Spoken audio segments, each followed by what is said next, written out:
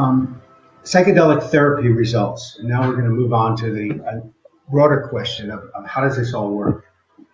Coming back to the Johns Hopkins study, Griffith said that a single moderate dose of psilocybin can produce substantial and enduring up to 14 months decreases in anxiety and depression in patients with life-threatening cancer diagnosis. How does this come about? And let's dive as deeply as we can into the nature of mystical experience. Roland Griffith said psilocybin enables a person to understand that all is well in the largest frame. Now, what is that largest frame? Well, fortunately, with the advances in neurological imaging that have been pioneered by Robin Carhart-Harris and his team at Imperial College in London, we find that psychedelics surpass the brain's default mode network, the network that the brain is in normal operating mode, creating a superhighway to the unconscious. Talking about the unconscious, Carl Jung identified a spiritual self, which can be accessed from the unconscious in his work in dreams, but also through psychedelics and guided imagery. We'll return to that shortly. Let's come back to Carhart-Harris. This represents two normal images. On the left, the brain in the default mode network before magic mushrooms or psilocybin, and on the right, the brain after magic mushrooms, and you can see a vast array of additional neural pathways have been opened up. Here's the neurological basis for that largest frame that Griffiths is talking about. Here's another image from Imperial College, this time of your brain before and after LSD. I think you'll remember those old Nancy Reagan anti-drug advertisements. This is your brain on drugs. Well, this is your brain, and this is your brain on LSD. Again, vastly expanded in terms of areas of the brain that are activated.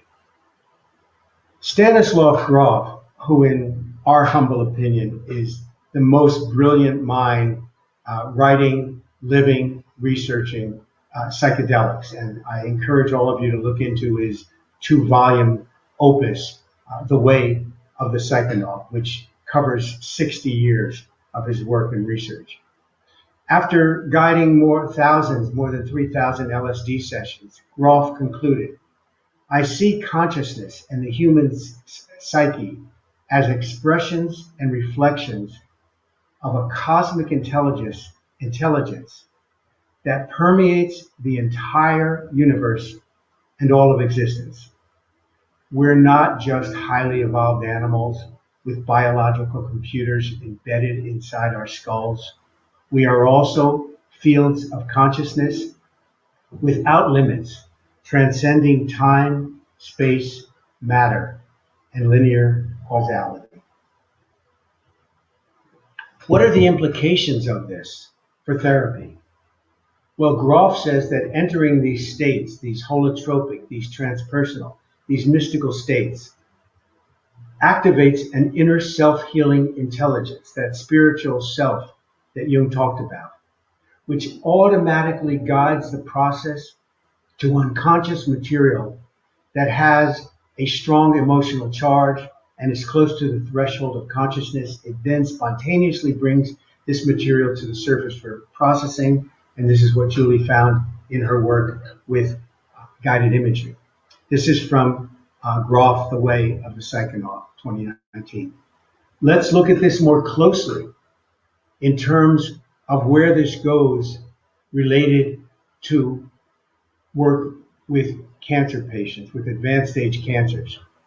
Grof and Halifax reported using high dose LSD, 400 to 600 micrograms in their work that was reported in 1977. We saw surprising frequent instances of severe guilt, of feelings of self-hatred and auto-punitive tendencies that had preceded the clinical manifestations of cancer by years or decades. And one might say, well, I drank milk, I got cancer. Look, the milk didn't cause the cancer.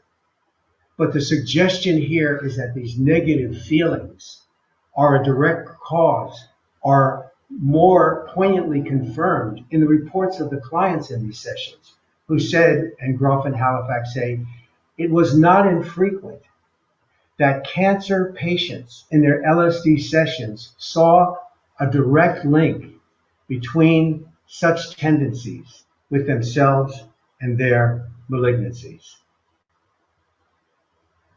Grof also cites the Simontons, Carl and Stephanie, who reviewed 200 articles and came to this conclusion. They reviewed the medical literature covering different aspects of the relationship between emotional factors and malignancy. And according to them, after this review, there is general agreement in over 200 articles, which they analyzed, that there is a relationship between the two, emotional factors and malignancy. Now we've come down this far on the road of analysis, and I'm sure the chemists in the group, the psychochemists, the doctors in the group are saying, well, this is sort of a tautology. The person healed because of the spiritual self, the mystical experience brings up the spiritual self provides information, but we need more hard science on this. And along those lines, there is a recent study on how the emotions impact cancer growth, done at the Faculty of Medicine at the Technion Institute in Israel. And they asked themselves this question: can positive emotions enhance immune response? We know that negative emotions, feelings of stress, feelings of anxiety, feelings of depression, can contribute to enhance or even cause illness. These researchers studied mouse models of melanoma, skin cancer, and lung cancer. And they found, indeed, yes, there is a physiological mechanism. What this research does when they activate the brain's reward system, it helps regulate the immune system functioning, enhancing the immune response. The physiological model is that it activates the dopamine centers, a term, dopamine, that'll be very familiar to people who study neuroreceptors and psychedelic drugs. It activates the dopamine releasing neurons in the VTA of the brain, impacting tumors. By how much? After 14 days, tumor size was reduced by over 46%. This study, the modulation of anti-tumor immunity by the brain's reward system, was published in Nature Communications in July 13th of 2018. Now, one of the questions we can ask or pose is this what the mystical experience is doing? Is it activating the brain's reward system and directly impacting the immune response? So now we come to wrap this up, talking about starting out with our question. Let's come back to the original question we asked. Can psychedelic-assisted psychotherapy be used not only to alleviate psychological anxiety and depression, as was found in the Johns Hopkins studies, but also to facilitate physiological healing in cancer patients by addressing the emotional basis of many cancers? And this leads us to the hypothesis: psychedelic psychotherapy with guided imagery can produce remission of cancer. That means cancer-free. This is the research, the hypothesis for the research that we're proposing. I already sent out a pre-publication on this presentation to several psychedelic research centers and got back very encouraging responses that this is a worthwhile question, certainly worth pursuing at the right time. In terms of where this might go in the big picture of eventually if this were ever validated and commercialized. The market for, I know there's a lot of research going on, and rightfully so, that psilocybin has been fast-tracked as a breakthrough therapy for depression and for treatment-resistant depression. And that market for antidepressant drugs, that's a $16 billion market by 2025.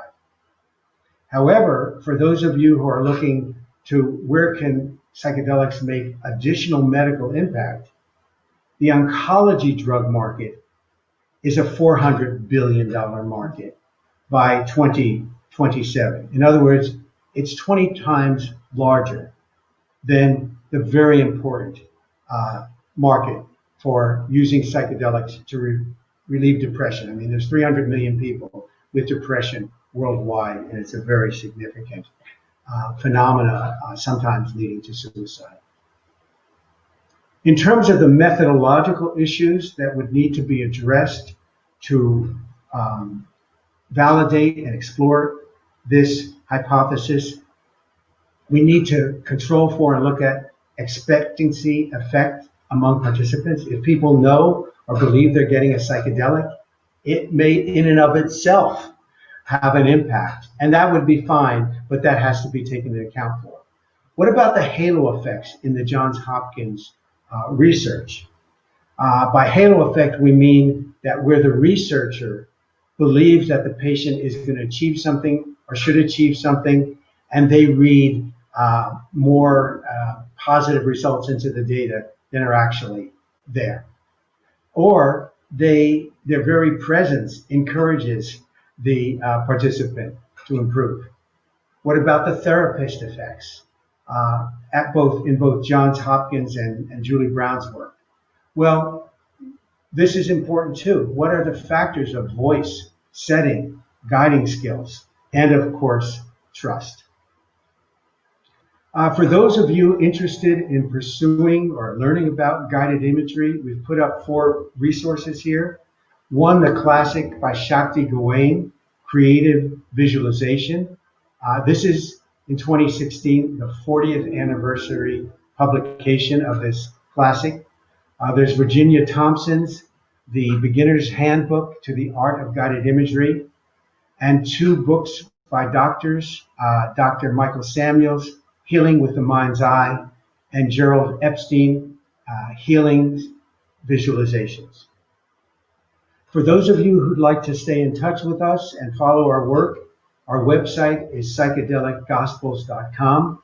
On Facebook, we post regularly both our work and other research going on in the field of the psychedelic renaissance. The Facebook page is Psychedelic Gospels. If you have any questions beyond this presentation, you can email me at jbbrown@gate.net. And if any are for Julie, just headline that and I'll see that she gets that. We will answer, we're committed, we will answer each and every email that we receive. If any of you would like to read an article that we wrote on this topic, you can read that article. It's called Mystical Experience and Psychedelic-Assisted Psychotherapy. It's in Psychedelics Today under the blogs for May 28, 2020. I'm also teaching a course fully online called Psychedelics and Culture at Florida International University, where I'm a founding professor, having started there back in 1972. And the course is fully online. It's fully accredited. Students anywhere in the world can enroll for this 3-credit course if you're a college student. For additional information, enrollment information in the syllabus, again, you can contact me at jbbrown@gate.net. This is for spring semester 2021. This work with psychedelics goes all the way back, and here is an illustration of probably the world's most famous shaman, Maria Sabina, a Mazatec shaman. This work goes all the way back to prehistory and to the religious healing ceremonies of our shamanic ancestors. In concluding this research and discussion of mystical experience, we are hopeful that these reflections that Julie and I have presented today on mystical experience and psychotherapy will inspire further explorations of this unique phenomena that facilitates creativity, personal growth, healing, and well-being. Thank you so much for listening, and we're open for questions.